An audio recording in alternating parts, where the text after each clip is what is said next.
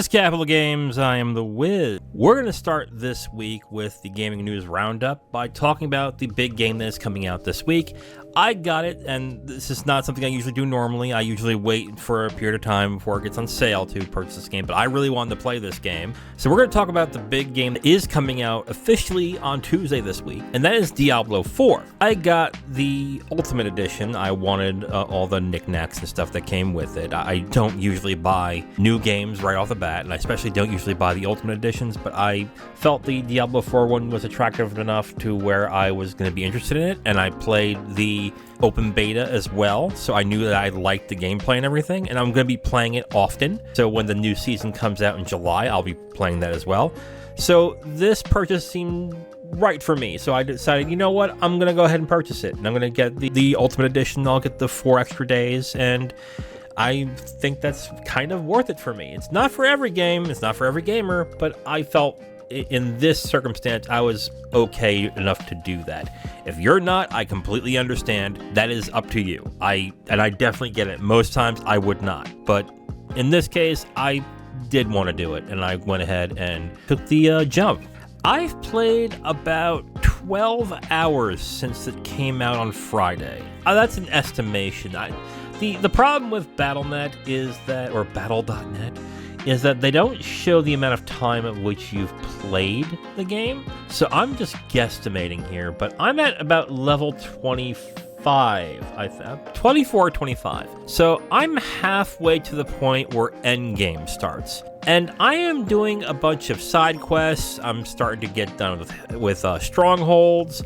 I kind of want to get I'm a druid, and I want to get my spirit bonds. I'm doing a lot of different things in the game while going through the story. I don't like to min-max. I like to take my time, breathe into the world, and if I don't complete it, and I don't feel compelled to, I don't. That's kind of why I don't review games in the traditional sense. I just play the game, and if it's fun and I like it, I say so, and if I don't, I say so, and I stop. That's kind of how I like to do it. But with this game, I'm having a lot of fun, and I'm actually enjoying the combat and everything. And there have been a couple times where I've gotten killed. I just took a stronghold when I got off of Diablo 4 today. I got killed like 3 or 4 times in that. The game is a little bit more difficult than it was on Diablo 3, so I will say that. But I am using a build as well. That's the one thing I would suggest right away on this, is that if you're going to start, find a build guide in this, because this is not like Diablo 3, where I did it for the campaign, and I also did this when the endgame part started, is that I just used what items I got and tailored around my character to the items I have. That's what I did in Diablo 3, and you really can't do that in Diablo 4. So my first suggestion to you is, if you're going to play this game, find a build. Figure out what you want to do, and then when that sounds good, follow that build. You get gold in this game, and respecking is easy, but it costs gold, and the farther in you get, the more gold it's going to cost, and that could be pretty pricey if you figure out that your build is not working. So I would suggest a build guide right away, and that's what I'm doing. I'm a druid who is, it's called the Earth Bear Landslide caster. I am a druid, so he'll turn into a bear every once in a while, but it's really about casting spells. So that's the character I'm using right now. I was expecting to play more of a tanky character. I liked playing Paladin and Barbarian on Diablo 3, but I was like, I'll try Druid. But it just turns out that I'm playing Druid as a caster, so that's funny, but that's also fine. I don't care. I definitely enjoy playing Druid. I am having a lot of fun. The combat's good. I like the way the game looks, the way it sounds and everything. I did come across some slowdown on Friday in certain dungeons. So that was really the gist of what I had in this when it came to technical problems. I haven't had problems logging in. I haven't had problems with any other technical problems. I know some have had problems with getting into the scenery. I haven't had that issue yet, but on the other hand, though, I'm also not using the evade. I keep forgetting I have it, so I don't really use that all that often. So that's probably why I haven't been stuck in telemetry at all in this. The game does a lot of different things that Diablo 3 didn't do. It seems like the emphasis in this game with the campaign is not gear. It is basically just finding the right tools to augment the abilities you have. And people are complaining about this, but I think this was the same way in Diablo 3 too, where if you start leveling from 1 to 60, or in this game it's 1 to 50, I think, you're going to want to replace gear all the time. So it really doesn't pay for you to invest in any gear. All you need to do is make the numbers go up. That's all you need to do. It's not until endgame where you decide, okay, so I need X gear with Y abilities and Z stats in order to actually get my build right. In the level 1 through 50 or 1 through 60, that really wasn't what you were doing in that case. But it seems like in Diablo 4, a build is very important in this game, but you're still replacing gear as time goes on. So the emphasis on gear in the campaign, there's much less emphasis on it. So what you're basically doing is you're throwing away gear left and right to make the numbers go up, essentially. Which, again, the reviews are complaining about that, but that's kind of how it was in Diablo 3 as well. And I know some people didn't like Diablo 3 for aesthetic reasons. I think Diablo 3 is my favorite Diablo. I actually really like Diablo 3 a ton. I didn't play it when it originally came out. I'm talking about with the Reaper of Souls expansion. But I enjoy Diablo 3 immensely. Not sure if I think Diablo 4 overtakes that. It's going to take time. Diablo 3 is just something I would constantly go back to. Like, not constantly, but if I ever wanted an ARPG to play and I finished like Grim Dawn, or I wasn't really interested in Victor Vran or Van Helsing, I was like, I'll do another season of Diablo 3. That's fine. Like, that's how I would get my itch. That's when I would come back to Diablo 3. I think this is going to be the same thing with Diablo 4. I'm just not sure if it's going to overtake Diablo 3 as my favorite one of the Diablo games. I still think my favorite ARPG is Grim Dawn. I think that game is excellent. And I know some people really like Path of Exile. That's a different type of ARPG as well. I would still say check out Diablo 4 when you get a chance.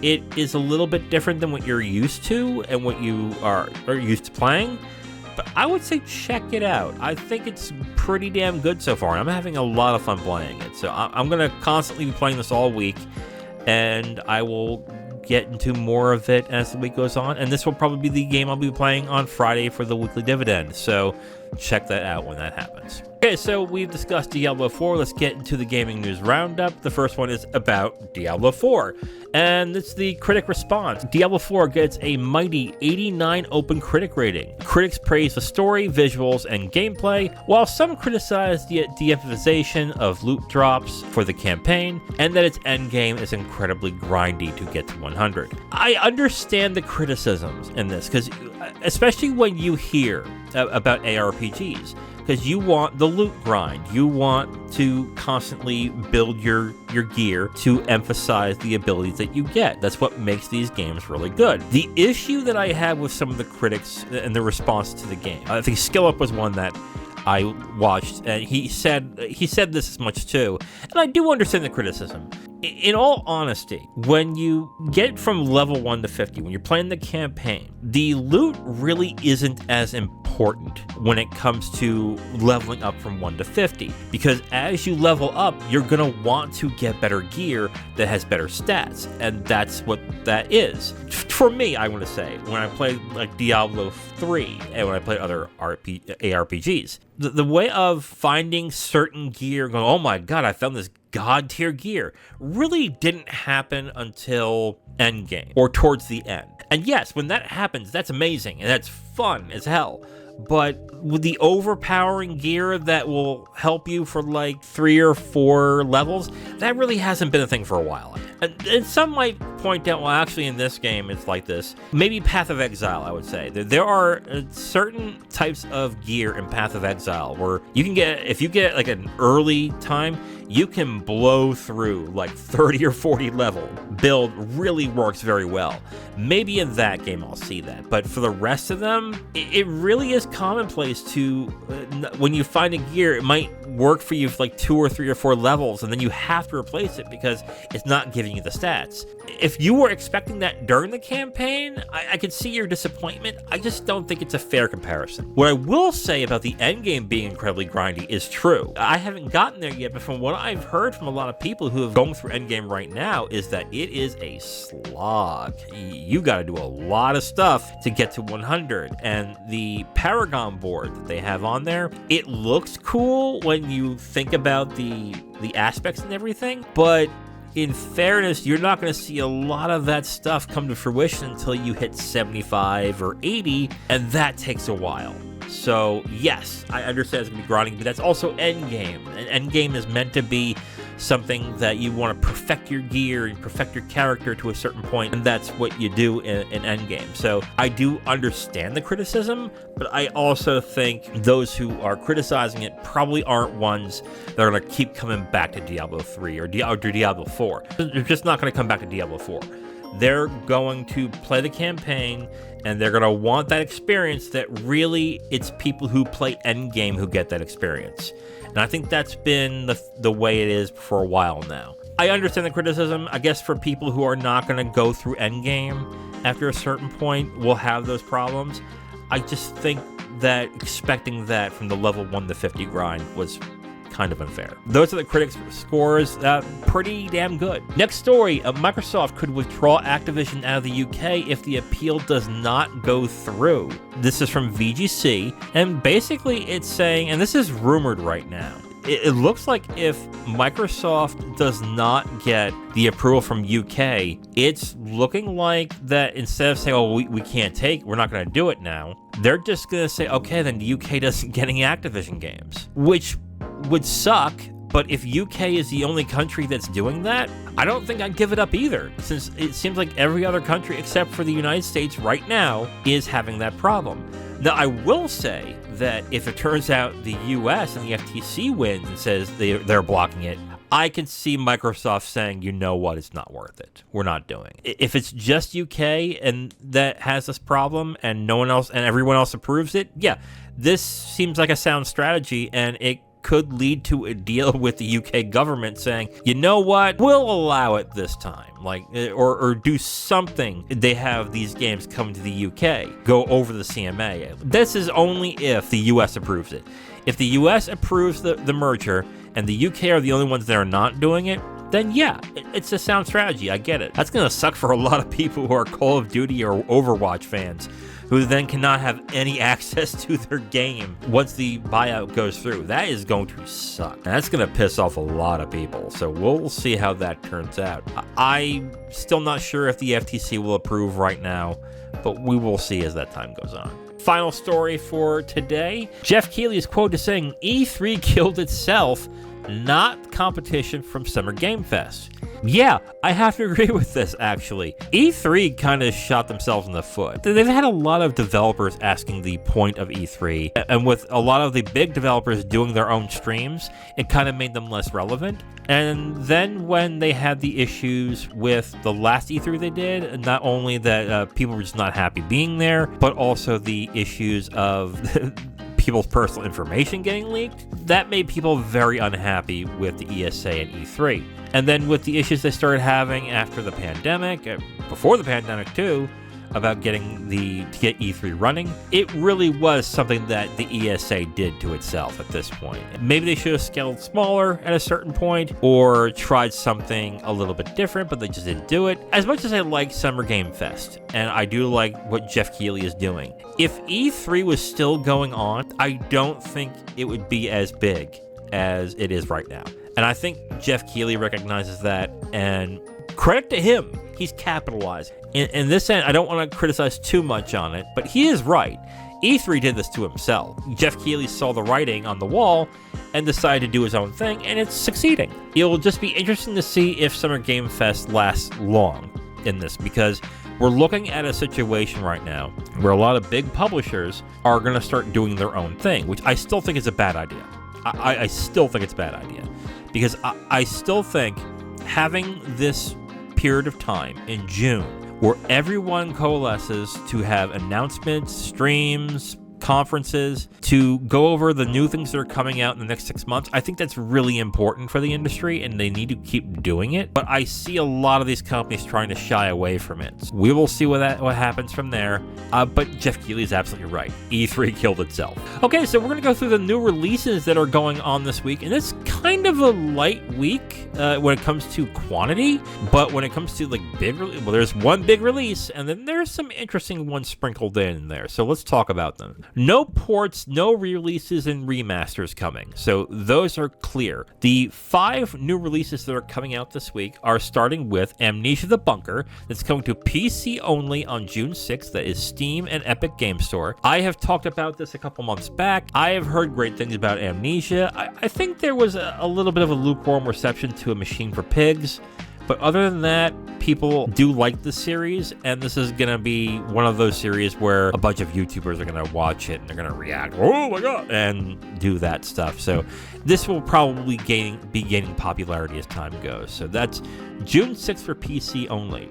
Let's go to the other small releases. June 8th for Switch and PC, Harmony, The Fall of Reverie. This is a Don't Nod game, so this looks like a visual novel / walking simulator to a certain extent. So if you're into those types of games, like Life is Strange, those types of games, this might be more your speed. I'm not into those games very much, but I know a lot of people who are. God be with you on that one. So if you are interested, that is coming June 8th, PC and Switch. Coming to PC, Switch, PS4, and Xbox One, Loop 8, Summer of Gods.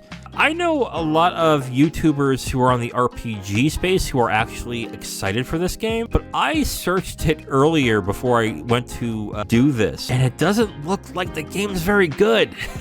They say it looks interesting, it looks good, and the concept is interesting. It's like a JRPG with a time mechanic like Majora's Mask, but it kind of falls apart in this. I don't know what the reviews are going to be like totally, but I would say read up on it before you decide to check it out. I know you RPG people are really into your RPGs and you want to grab them as soon as they come out. You might want to hold off on this. So that is June 8th, Loop 8, Summer of Gods. June 8th as well for all systems, MotoGP 23. Yeah, I'm not into motor racing. Sorry, I'm not. But this is a popular series that seems to get a decent amount of sales, and people do enjoy this game. I don't know the things that they're improving on it, but again, to each their own. I do like racing games. I just never could get to the moto ones. There's a certain way that they control when it comes to braking that really did not fit well with me. But I know that's where this type of racing vehicles are. If it's authentic, great. I mean, that's for you. I'm just not interested in it, even though I'm into racing games. So you are, it's coming June 8th. And finally, the big release that is coming this week officially, June 6th, Diablo 4. All systems except Switch. I've already talked about it. It's gotten great reviews. It's been out, and I've been playing it. And on early access release since June 2nd, I've been playing it. It's a lot of fun. You're interested in it, and if you're interested in an ARPG like that, I would say definitely pick it up. It's a little different from what you might be used to, but I would still say give it a shot. It is a lot of fun, and I am definitely enjoying it. Critics are enjoying it. Seems like people who bought it are enjoying it. If you are interested in that type of game, go for it. I don't think you'll go wrong on this one. All right, well, that is it for this episode of Capital Games. This week, I'm going to go through the gaming news roundup on Wednesday and Friday. Friday will be the weekly dividend, where I will be playing Diablo 4 on the video. Tuesday, me and Zero are going to do a review for Pride Month of But I'm a Cheerleader. That is the movie starring Clea Duvall, Natasha Lyonne, and RuPaul. I am interested in that. That looks pretty funny, so I can't wait for that. Saturday, me and Kim Shackman are going to be watching and reviewing A Single Man starring Colin Firth and Julianne Moore, directed by Tom Ford. I've wanted to see that as well. Colin Firth got an Oscar nomination for that for Best Actor when it came out, and that got some decent reviews when it came out too, so I'm interested in seeing how that is. And then Sunday, I'm going to do a solo review of a movie I've been wanting to watch called Portrait of a Lady on Fire. So look forward to that as well. That came out a couple years ago. Critic reception was excellent. People seem to really love that movie, and I really want to check it out myself, so I will definitely check out that movie as well and review it on Sunday. Well, on that note, this is it for this episode of Capital Games. Tune in next time where I talk about the going-ons and happenings of the gaming industry. I am The Wiz. Talk to you next time. Bye.